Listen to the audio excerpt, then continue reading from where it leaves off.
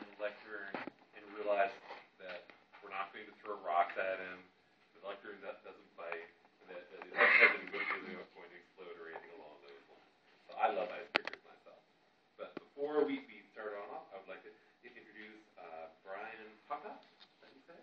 Yes. I would like to introduce his evaluator, Victoria, and ask her what she's going to be looking for.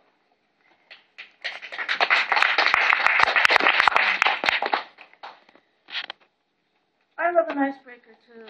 We've all been there.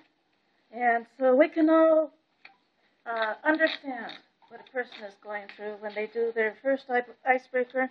And what we're looking at is someone who is getting up in front of the audience for the first time to discover what they are actually good at already. And so we're going to look at the skills that Brian brings to the icebreaker and also look at his presentation. We're going to get to know him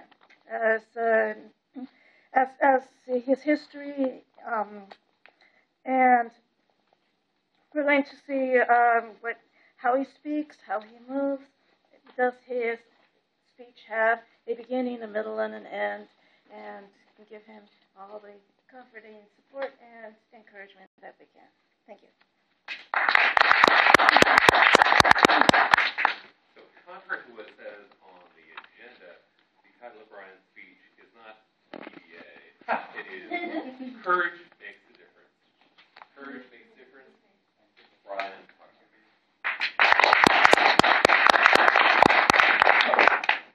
Masters and fellow members and guests.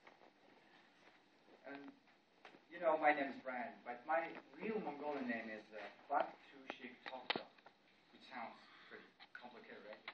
And you know, when I talk on the phone, you know, some native speakers say, "What is that? Can you spell that?" And I said, B stands for boy, and A, and T for Tom, like that. So I had to find the easier name to spell. So I found Brad, because one of my Brad Pitt is one of my friends of the actor, and I said Brad.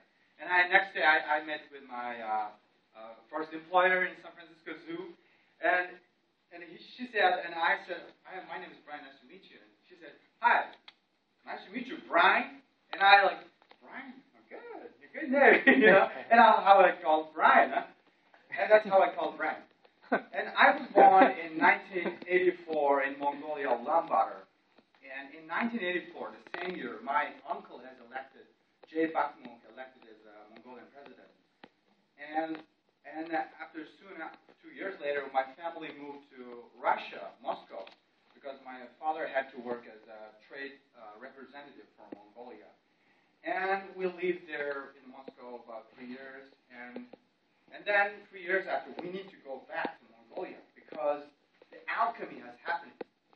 The democratic revolution started in Mongolia, and my uncle had to resign, and also my parents all resigned, all fired from work, and this tremendously changed in our family life. And I believe my parents really worked hard to grow their 4 kids, me, and you know they sold the furnitures to pay my siblings' tuition, and then my siblings paid my tuition. And I needed to go to university, and my time has come. And I enrolled in university as a software engineering, but I didn't do well. I just sucked, you know, because I didn't have any vision. I didn't know where am I going, what is software, but I just went there, and I sucked it.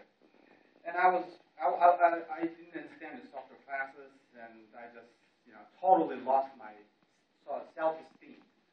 And I dropped for 1 year my classes. And my family was yelling at me, blaming, why are you so bad like that, you know? But I continued the university. And one day I saw the announcement on the news blackboard, which was about the software contest between students. And the winner would go to Japan to participate in Japanese contest. And I amazed, but I didn't believe I couldn't go there. No, it's not my business. But my best of my classmates was organizing a team, which consists of 2 members, and he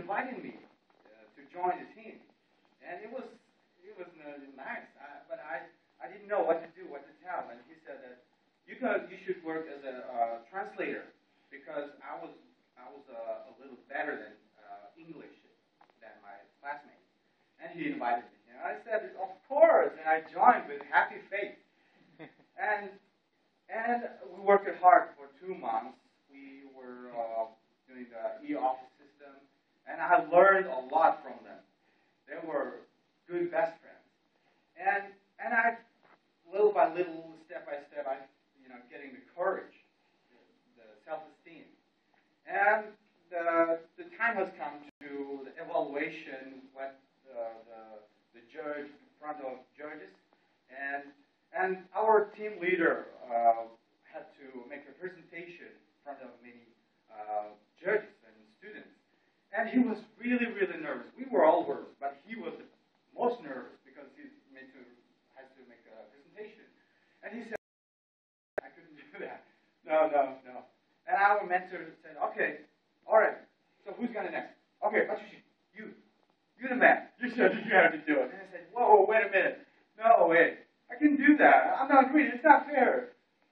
But I realized if I act like that, we just have to eliminate from the contest. So I said, "Damn it!" So I went to the stage and I said, "Doesn't matter. It doesn't matter." So I just talked it. I just made a presentation for a few minutes and the clap hands and I said, "Ooh," inside, but then I found this experience gave me courage and self-esteem, and I anymore the computer classes is a piece of cake, and I graduated successfully, and